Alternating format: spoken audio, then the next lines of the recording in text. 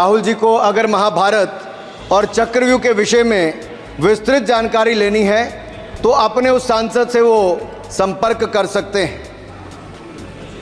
और मैं बताऊंगा, शशि थरूर जी ने शायद वही राहुल गांधी जी को बता दें या बताएंगे, नहीं तो मैं बता देता हूं कि आपने महाभारत और भारत के स्वतंत्रता संघर्ष को मिलाकर जो उपन्यास लिखा है उसके पात्र कौन कौन हैं।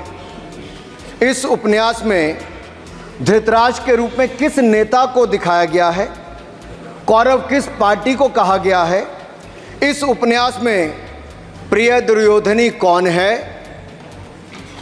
जब राहुल जी को इसका पता चलेगा तो मुझे लगता है कहीं ना कहीं शशि थरूर जी पर कार्रवाई ना हो जाए।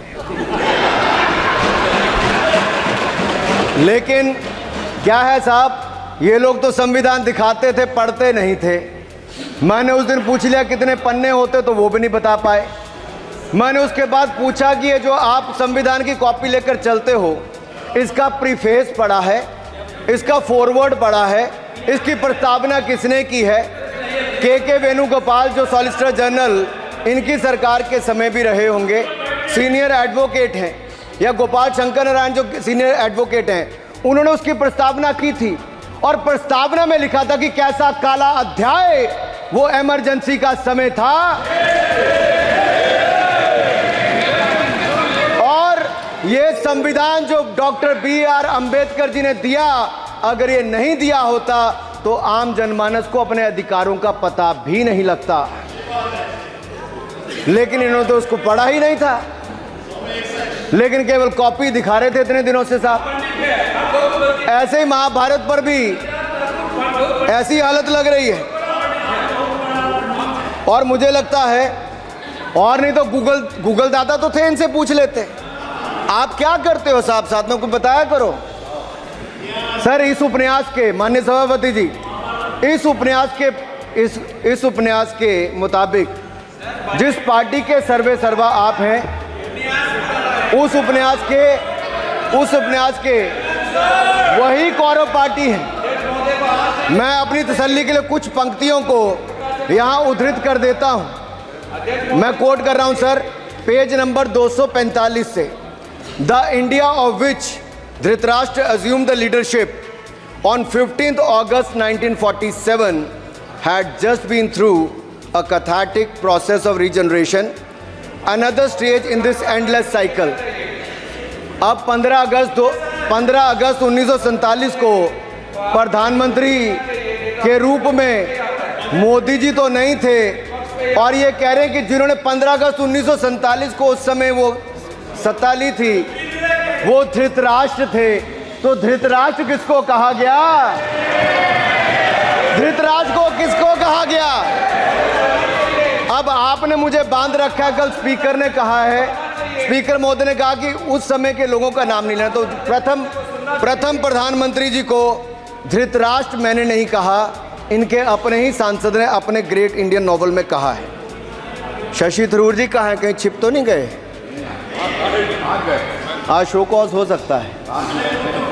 फिर देखिए प्रिया दुर्योधनी और धृतराष्ट्र के विषय में क्या लिखा है।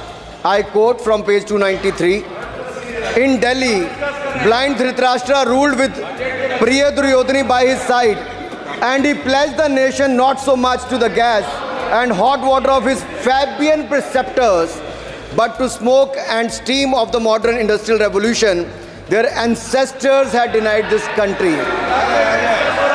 सर, ये सबको पता है कि इस देश के एकमात्र फैबियन समाजवादी कौन थे, और ये फैबियन समाजवादी कौन थे उसके बारे में किसी और ने नहीं, आपके ही सांसद ने लिखा है।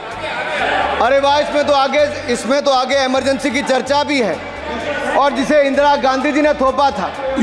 और इमरजेंसी का उपयोग किया है। शौकत दादा, you are not Shashi Tharoor, please. ये देश इनकी यातनाओं का सर भुगत भोगी रहा इमरजेंसी के समय।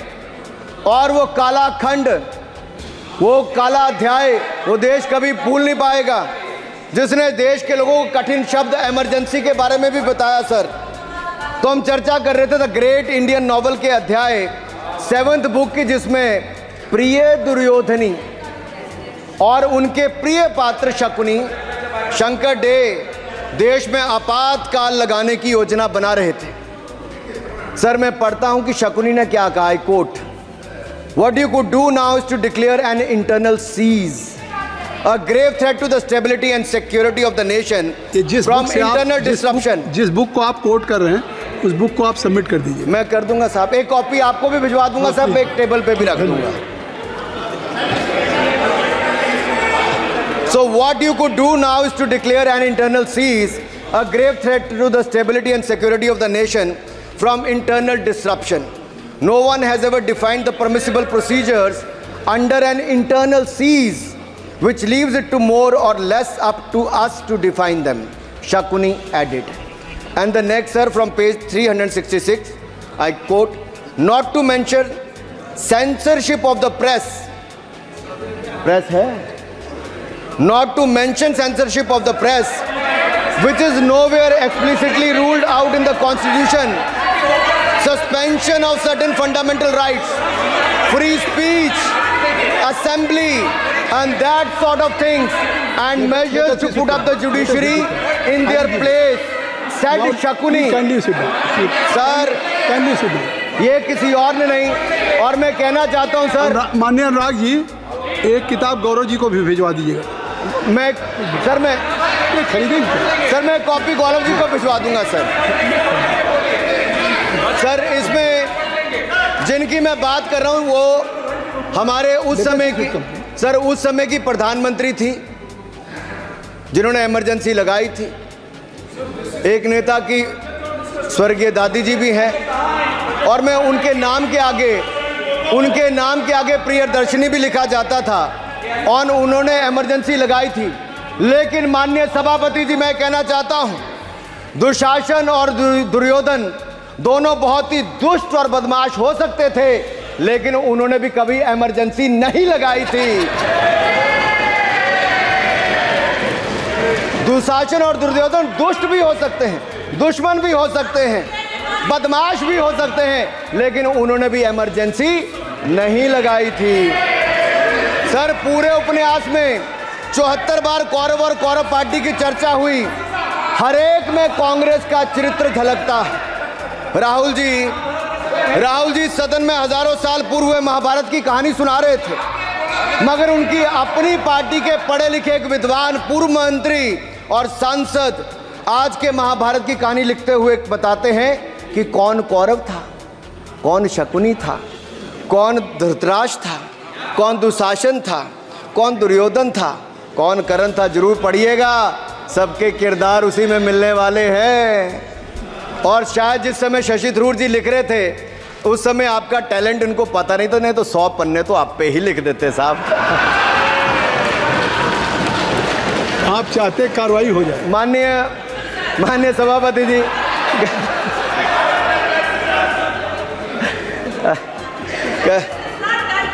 कल जब राहुल गांधी जी चक्रव्यूह पर बहुत ज्ञान दे रहे थे, तो पीछे दो लोग, कुमारी शैलजा जी और दीपेंद्र जी, बैठकर मुस्कुरा रहे थे। अब शायद राहुल जी वो पीछे हंस तो रहे थे, लेकिन आप एक बात जरूर कर लीजिए,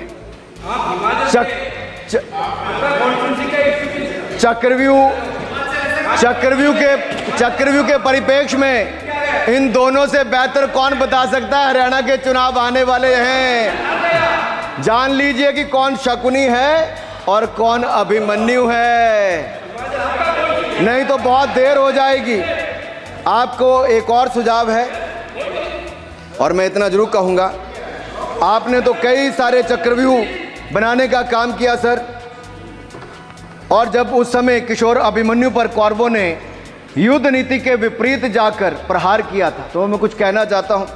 इतने में पुत्र दुशासन ने पीछे सा था वार किया, निष्प्राण हुए एक गदा से सिर पर था प्रहार किया। माँ धरती की गोद में वह आंख मूंद कर सो गया, अंबर का तेजस्वी तारा धूमकेतु सा खो गया। लेकिन कोई तारे का तेज फीका नहीं कर सकता, वीर गति पाकर अमर हुआ हो कभी नहीं मर सकता है। पुत्र सुभद्रा कुरुक्षेत्र में जिसकी अमर कहानी थी, 9 माह में सीखी विद्या जब 16 साल जवानी थी। अब उस अभिमन्यु को जिसने सारे चक्रव्यूह को तोड़ने का काम किया, मैं इतना ही कहूंगा, चक्रव्यूह का प्रसंग छेड़कर आपने अच्छा किया। इस देश ने बहुत सारे चक्रव्यूह देखे, कांग्रेस का चक्रव्यूह सर, इसके 7 किरदार मैं बताता हूं सर। पहला कांग्रेस, दूसरा पंडित नेहरू, सर नाम लेने के लिए मना किया, मैं दूसरी तरह से बोलता हूं। पहला कांग्रेस, दूसरे पहले प्रधानमंत्री एनजी, फिर तीसरा किरदार आईजी पूर्व प्रधानमंत्री, चौथा RG1 उस समय के प्रधानमंत्री, पांचवा SG, छठवां RG2 और सातवां आप सब जानते ही हैं। आप समझदार हैं, समझ गए होंगे सर। पहले चक्रव्यूह ने देश को विभाजन कराया, पहले चक्रव्यूह ने देश का विभाजन करवाया, और दूसरे जो एनजी उन्होंने देश को कश्मीर की समस्या दी और चीनियों को भारत की भूमि सौगात में दी, चीनियों को भारत भूमि सौगात में दी सर। तीसरे चक्रव्यूह आईजी ने, पूर्व प्रधानमंत्री आईजी ने देश को आपातकाल दिया, इमरजेंसी दी, और पंजाब में अशांति दी। चौथे जो RG1 है, RG1 ने बोफोर्स दिया और सिखों का निस्सहार किया। पांचवें जो ऐसी हैं, उन्होंने सनातन धर्म परंपरा के प्रति नफरत का नैरेटिव बनाया, 12 लाख के करोड़ के घोटालों को संरक्षण प्रदान किया, देश की आर्थिक अर्थव्यवस्था को भंवर जाल में फंसाया। और छठे ठहरे आप,